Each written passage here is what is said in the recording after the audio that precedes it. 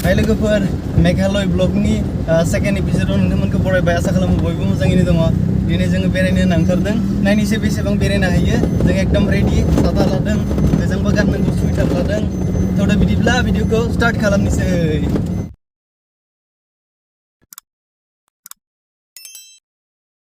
आदाया गारि सालायगासिनो ओमफ्राय उनाव आमाय दङ ओमफ्राय गाज्रि लामा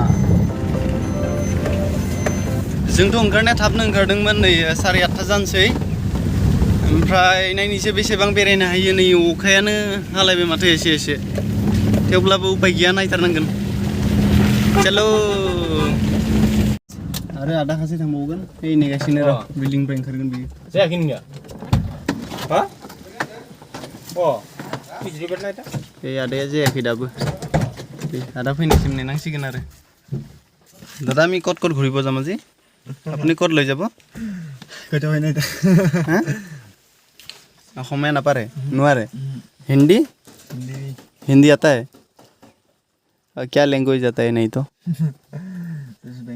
बेंगोली हाँ हमें कोথায় যাইবো আজকে वो भी ब्लॉग में कह नहीं सकता हो है नहीं तो अब तो लोकल आदमी है आपको पता होना चाहिए हाँ पता है मेरे को क्या कौन सा जगह में जाएगा पहले तो देखने के लिए क्या क्या जगह है बोलिए पहले तो जाएगा यहाँ पे ये क्या गया पहले वो सड़क पे मेन पे सड़क जी वहाँ में क्या वाटरफॉल है थरिया पे साबार होके निकलेंगे फिर थंगत्रांग पे जाएंगे फिर इबा पार्क फिर वो म्यूजियम पे जाएंगे म्यूजियम आने के टाइम वो फॉल से आएंगे नोंखाली को क्या फॉल ना नोंखाली नहीं वो क्या फॉल्स था वो क्या फॉल है वो अब तो यहाँ का ही है ना हाँ क्या फॉल्स था वो हम जाता नहीं है ना जाता नहीं है हम गाड़ी को थोड़ा दिखाएगा हम क्या गाड़ी लिया है घूमने के लिए आज पूरा दिन के लिए है ना दिनै बेयावनो बेरायगोन जों नै एल्ट' लाखादों एकदम जोंथ' 6टायावनो सिखारनानै एकदम रेडि आरो दुगैनानै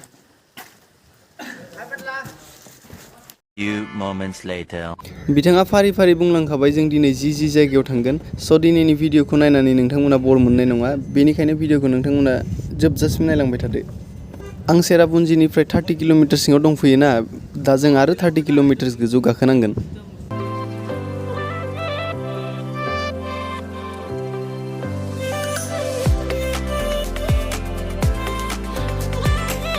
लामाया जोबोर गाज्रि थेवब्लाबो टेनसन गैया मेघालयनि ड्राइभारखा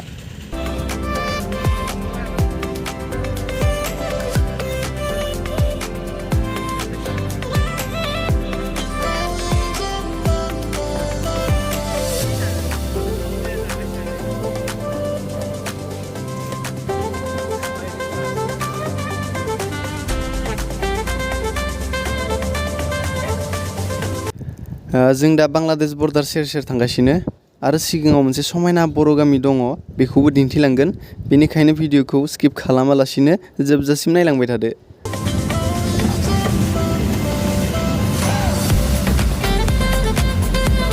बेनिफ्रायनो बर' गामि स्टार्ट जायो बांलादेश बर्डार खाथियाव एबा मेघालयआवबो जे बर' गामि दङ मोनथिना मोजां मोनदों आं गामिनि मुङा जाहैबाय नाया बस्ति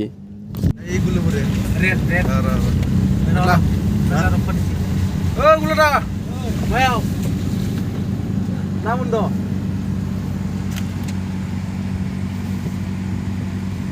namun deh bawa mana deh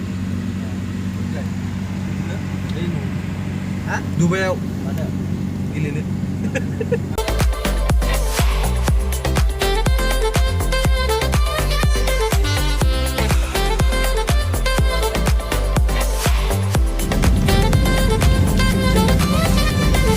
जोंनि दिनैनि फार्स्ट डेस्टिनेशनानो जाहैबाय वाहरेव ब्रिज जायखौ दुबा ब्रिज एबा थारिया होननानैबो मोनथियो लोगोफोर नोंथांमोननो आं मोनसे समायना जायगा दिन्थिनि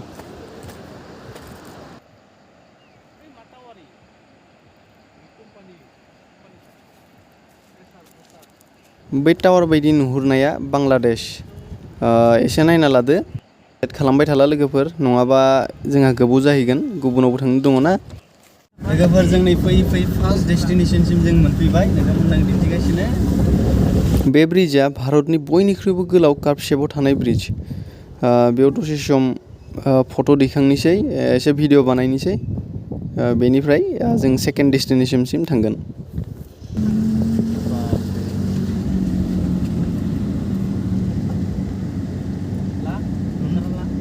ओंखारना लानि ना बरियानो।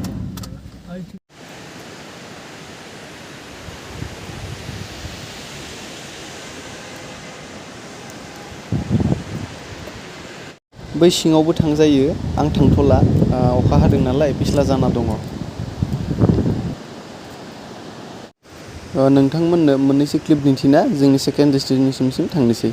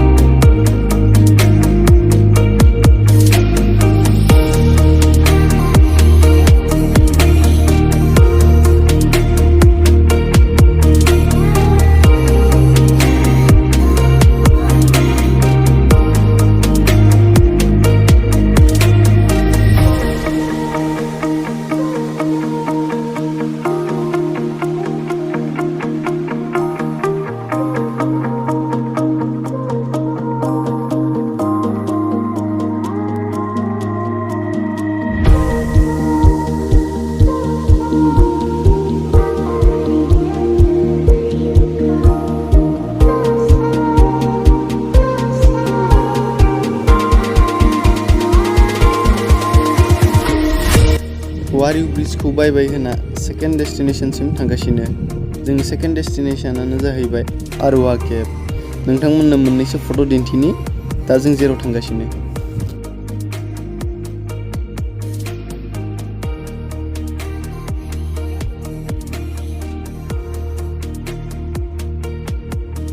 चेरापुन्जि मोनबाय माने खुया मोनबाय। खुया बुङो ना जोमै बुङो मोनथिला आरो।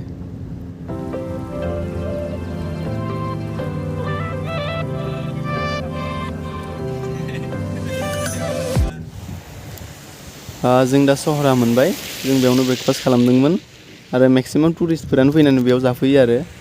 ओमफ्राय जोंबो जाखांबाय। ओमफ्राय नै आमाया गय जागासिनो, माने मेघालयाव गया कमन आरो बयबो जायो।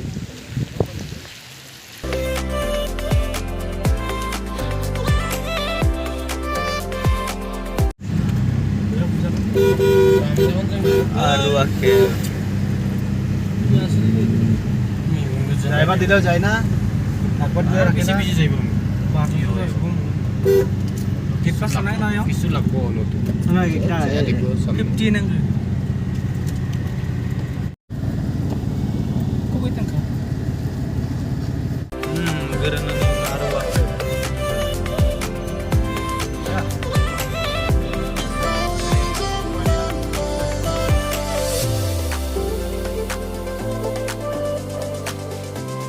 फाइनाली जों आरवा केभ मोनफैबाय। मोनफैनायनि उनाव नै गारिखौ जों बेयावनो पार्किं खालामबाय। खालामनायनि उनाव टिकेट लानोसै, लानायनि उनाव जोङो सिङाव हाबहैनोसै। आरवा केभनि नक्साखौ एसे नायना लादो लोगोफोर, माबायदि जागोन आरवा केभआ। आरो दसे उनावनो आं नोंथांमोननो आरवा केभनि स्टार्टिं पइन्टनिफ्राय एन्डिं पइन्टसिम दिन्थिगासिनो। आरो नै लोगोफोर एकदम जोमैयानो खोबजोबदों, जेबो नुहुरा।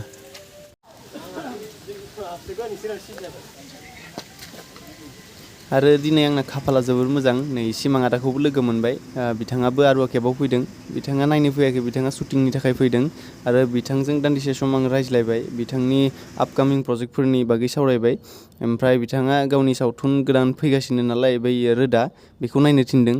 आसलते जों रोदाखौल' नङा, जों गासैखौबो नायनांगौ। जों जेसेबां बर' सावथुन फैगोन जों गासैखौबो नायगोन, नंगौना नङा लोगोफोर?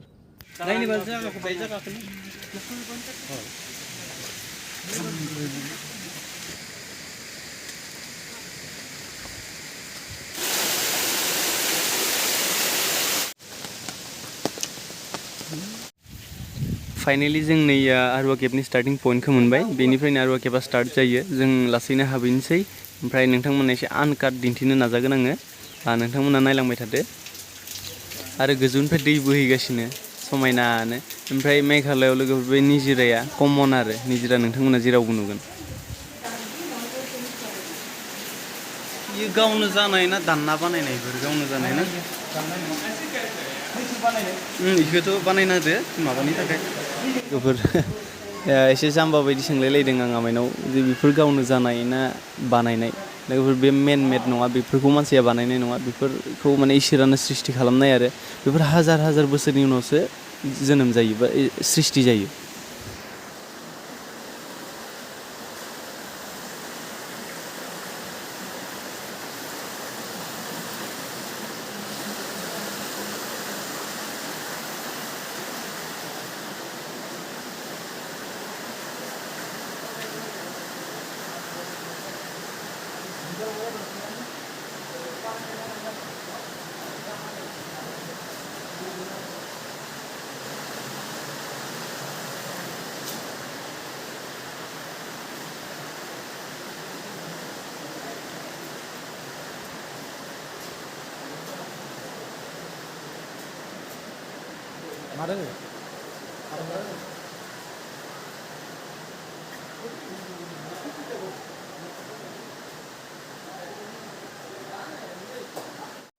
नै बेनिफ्राय एसे गाहाय जाबाय एसे गंनांसिगोन नङाबा खर' सर' दोलानो हागौथ' एसे साबधानै थाबायनांगौ आरो बेनिफ्राय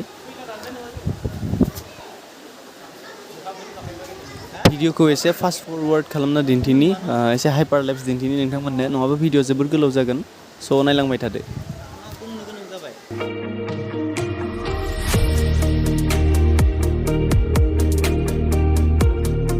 Few moments later.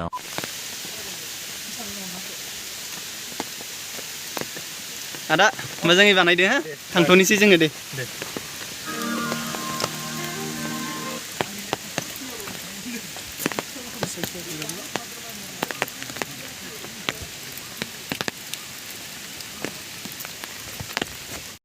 आरुवा केबखौ बाय बाय होनानै आरो लोगोसे आदा सिमांखौबो माथो होखांनानै जों जोंनि नेक्स्ट डेस्टिनेशनसिम थांनोसै लोगोफोर दिनैनि भिडिअखौ बारा गोलाव खालामला जुदि भिडिअखौ नायना मोजां मोनबायब्ला लाइक खालामदो आरो भिडिअखौ नायनानै माबायदि मोनखो कमेन्टआव लिर आरो लोगोसे चेनेलखौ साबस्क्राइब खालाम आरो लोगोसे चेरापुन्जिनि लास्ट भिडिअ मोनसे फैबावगोन स' बिनि थाखाय नोंथांमोना नेना थादो आरो दिनैनि थाखाय बाय बाय